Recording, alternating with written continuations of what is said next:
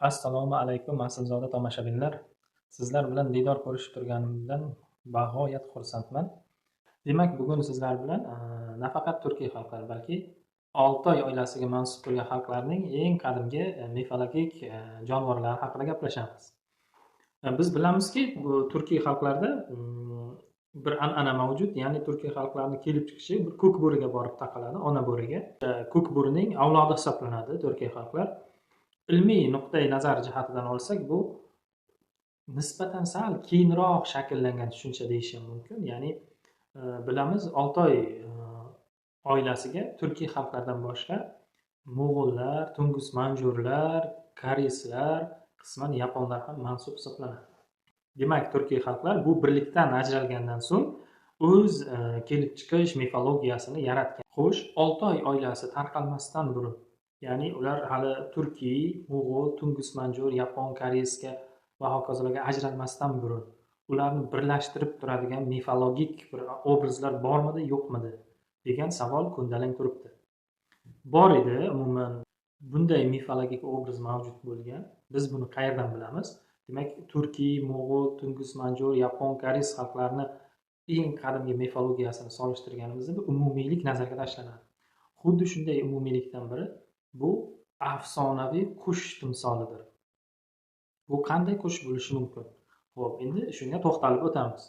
Demak, turkiy xalqlarda ularning kelib chiqishi simvoli asosan ko'k bo'riga bog'lansa, boshqa ularga qardosh xalqlarda sal boshqacha vaziyat kuzatiladi. Koreys va yapon xalqlari mifologiyasida 3 oyoqqa ega bo'lgan bir afsonaviy qush mavjud.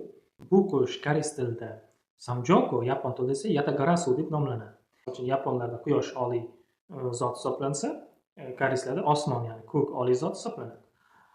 Demak, osmon yoki quyosh hamda uning yerdagi bandalari orasida vositachilikni amalga oshiradigan, ularni o'sha ulug' oliy zotdan quyidagi yaratilgan maxluqlarga, ya'ni bandalariga beriladigan ko'makni yetkazib beruvchi sifatida esa aynan o'sha 3 oyoqli qush timsoli yuzaga chiqqan.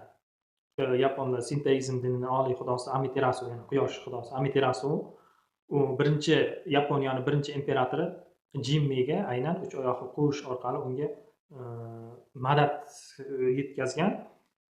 Koreyslarda esa aynan Goguryeo deb nomlangan davlatni homiysi, uni ko'k osmon xudosi hamda o'sha mamlakatni rahnamolari, mamlakatning mavjudligi, uni barqarorligini ta'minlab beruvchi homiy sifatida demak o'sha 3 oyoqli qarg'a timsoli yuzaga kelgan.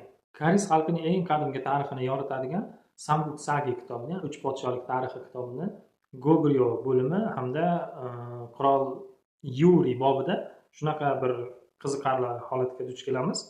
Ya'ni u yerda Goguryeo hududida 2 boshli bir xosiyatga ega bo'lgan, fazilatga ega bo'lgan, boshi 2 ta bo'lgan qarg'a paydo bo'ldi. Ya'ni o'sha qarg'a bu yerga uchib keldimi yo shu yerda shunaqa qarg'a tuxumdan ochib chiqdimi, shuni aynan shunday qarg'ani ko'rgan kishilar guvohlik bergan va qo'shni kuchli podshohliklar, ya'ni o'sha payt Goguryeo kichkinagina davlat bo'lgan, kuchli podshohliklar, masalan, Buyo davlatidan, boshqa joydan maxsus o'sha qarg'ani tutadigan ovchilar kelib, rosa urinishlardan so'ng aynan o'sha qarg'ani tiriklay tutib olib ketgan. Ya'ni qaysi bir mamlakatda o'sha qarg'a bo'lsa, o'sha mamlakat barqaror va boshqa qo'shni podshohliklardan ustun bo'lishi xosiyati aynan Samguk Sagi kitobida aytib o'tilgan. Bundan bilishimiz mumkinki, qadimgi sharqda aynan mutatsiyaga uchragan qush qanaqadir xususiyatga, xosiyatga ega bo'lgan degan qarash mavjud bo'lgan. Mutatsiya deganimiz bu aynan bir tabiiy jarayon tufayli organizmning qaysidir qismini ortiqcha bo'lishi, misol uchun bitta oyoq ortiqcha, hozir aytib o'tganimizdek bitta bosh ortiqcha bo'lishi mumkin.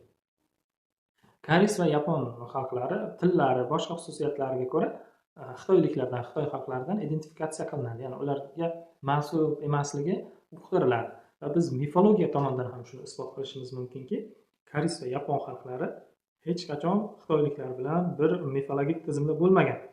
To'g'ri, umumlashtiruvchi jihat mavjud. Misol uchun, Koreys xalqlarida ham, xitoyliklarda ham eng qadimgi o'sha e'tiqodda asosiy iloh osmon hisoblangan. Lekin osmon va bandalari orasidagi vositachi obrazda farq mavjud. Misol uchun, Xitoy xalqlarining ko'pchiligida aynan osmon va uni bandalari orasidagi vositachi sifatida ajdar timsoli yuzaga chiqqan. Koreyslarda esa sal boshqacha, 3 oyoqli qarg'a timsoli aynan shu vazifani o'tagan. Keyinchalik Han imperiyasi davrida, balki bu o'sha Goguryoddan ilhomlanishmi, balki xitoyliklarning o'zida ham shu element bo'lganmi, asosan Shimoliy Xitoyda bu narsa mavjud edi. Ya'ni Shimoliy Xitoy bo'lgandan keyin qo'shni xalqlardan o'zlashtirgan bo'lishi mumkin. Masalan, Siambe proto-mo'g'ullardan yoki hozir aytib o'tganimiz koreyslardan. Aynan Xitoyda ham 3 oyoqli qush timsoli, uni xosiyati, uni beradigan barakati haqida afsonalar paydo bo'lgan. Turkiy xalqlarda Umay timsoli bor. Umay ona, ya'ni o'rta yoshli, sochlari kumush rang, abadiy tiriklikka ega bo'lgan, tiriklik daraxtiga egalik qiluvchi, yosh bolalarni kasalliklardan himoya qiluvchi ayol ma'buda timsoli mavjud. Har xil davrlarda har xil nom bilan atalgan. Bu eng qadimgi manba, adashmasam, Kushon, hozircha Kushon hukmdorlarining tangalari hisoblanadi. Imperator Hushka tangasida Ommo nomi ostidagi bir ayol ma'buda va uni tasviri mavjud. Ya'ni ularda, Kushonlarda ham aynan Umay onaga e'tiqod, unga sig'inish, unga ishonish elementlari mavjud. Bu Kushonlarning identitligini aniqlashda bu muhim omil bo'lib xizmat qilishi mumkin. Chunki Kushonlar aynan qaysi xalq bo'lgan, hozirgi qaysi xalqlarning prototipi bo'lgan degan qarashga oydinlik kiritishi mumkin. Ya'ni bu bilan demoqchimanki, Kushon xalqlarida ularning kelib chiqishi va Markaziy Osiyoga kirib kelishdan avval yashagan hududlarini hisobga olgan holda Kushon xalqlari qanaqadir proto-turkiy elementlarni o'zida jam qilgan bir xalq hisoblangan. Eng qadimgi turkiy yozma manbalardan biri hisoblangan O'rxon Inasoy bitiklarida ham aynan Umay ona nomi uchraydi. Masalan, Kultigin bitiktoshida Bilga Xoqon tilidan Umaydik ugum qatin qutina, ya'ni Umay kabi dono ayol himmatiga degan jumla uchraydi. Bundan bilishimiz mumkinki, demak, turkiy davlatchilik imperial bosqichda rivojlanayotgan paytda ham aynan Umay ona timsoli ularni shuurida, tafakkurida, falsafasida mavjud bo'lgan. Yana Umay ona timsoliga keladigan bo'lsak, o'sha ma'budaning osmonda kishilar ko'z o'ngida gavdalanishi qush ko'rinishida sodir bo'lgan va uni Humo deb ham atashgan. Ya'ni aynan Umay ilohasini, u bilamizki, bu ma'buda doim ham ko'zga ko'rinavermaydi diniy nuqtai nazardan. Agar mabodo bandalarni ko'ziga ko'rinadigan bo'lsa, u ba'zan qush timsolida namoyon bo'lgan va uni Humo deb atagan.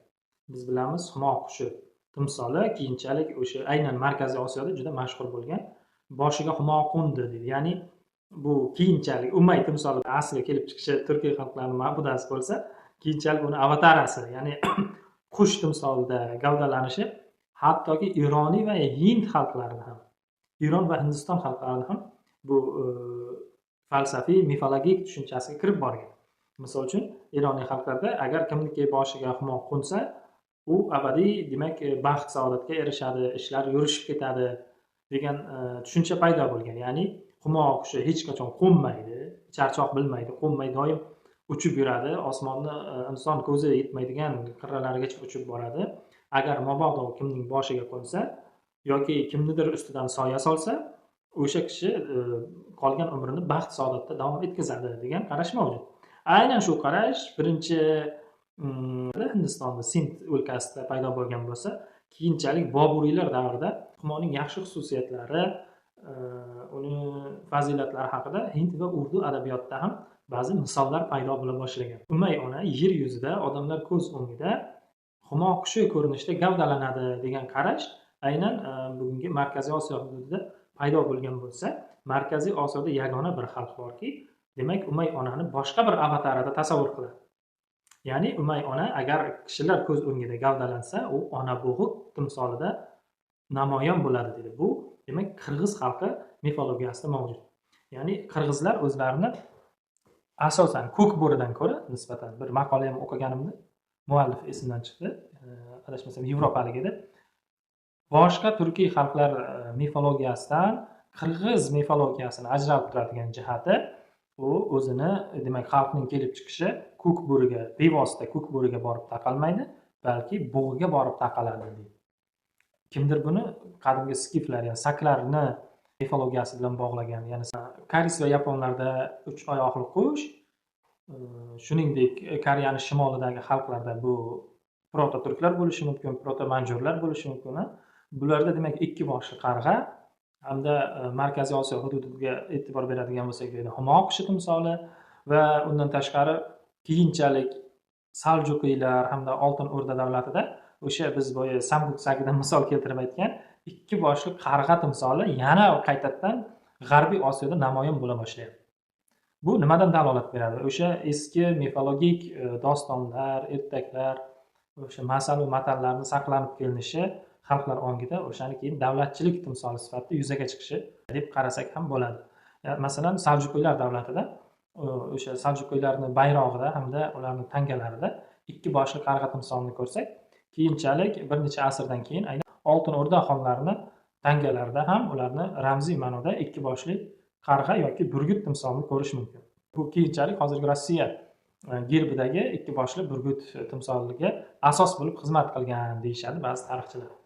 Turkiy xalqlarining dastlabki yirik davlati Turk xoqonligi davrida davlat ramzi sifatida, demak, Turkiy xalqlarining umumiy mifologik kelib chiqishiga bog'liq bo'lgan o'sha ko'k bo'ri timsoli aks etgan. Ya'ni davlatchilik ramzi, davlatchilik homiysi sifatida aynan ko'k bo'ri ramzidan foydalangan. Bayroqlarida, ularni demak ramzlarida, muhrlarida, tamg'alarida bu aynan ko'k bo'ri obrazi yaqqol ko'zga tashlanadi. Keyinchalik islomning kirib kelishi hamda Turkiy xalqlarining islom madaniyati bilan chambarchas ravishda rivojlangandan so'ng turli xil ko'rinishlarda yana baribir hayvon ramzlari aks etishda davom etdi. Masalan, 20-asrning 20-yillarigacha Eronda hukmronlik qilgan Safaviylar, Afshorlar hamda Qojarlar sulolasi bayroqlarida, ramzlarida aynan sher obrazini ko'rishimiz mumkin. Bu islom bilan chambarchas ravishda uzoq qadimdan rivojlanib kelgan bir mifologik timsol bo'lishi ham mumkin. Shu bilan birga aynan sher obrazi Boburiy hukmdorlarning bayroqlarida ham Boburiylar saltanatini ramzi sifatida aks etib kelgan. To o'sha so'nggi Boburiy hukmdor Bahodir Shoh Zafar taxtdan qulatilgunga qadar 1858-yilgacha aynan shu sulolaning ramzi sifatida sher timsoli ularning bayroqlarida, tamg'alarida aks etgan. Xulosa qilib shuni aytish mumkinki, biz birgina kontentda butun Turkiy xalqlarining mifologik obrazlarini ko'rsata olmaymiz. Ayrimlarini biz ushbu kontentda aytib o'tishga harakat qildik. Keyingi yana videolarimizda yana bu mavzuni davom etkazamiz, yanada chuqurlashamiz. Bu umumiyroq va ayniqsa eng qadimgi davrga oid bo'lgani uchun kirish qismi bo'ldi desak ham mubolag'a bo'lmaydi. Sizlarga, ya'ni aslzoda tomoshabinlarga nimadir yangilik ulasha olgan bo'lsak, chin dildan xursandmiz.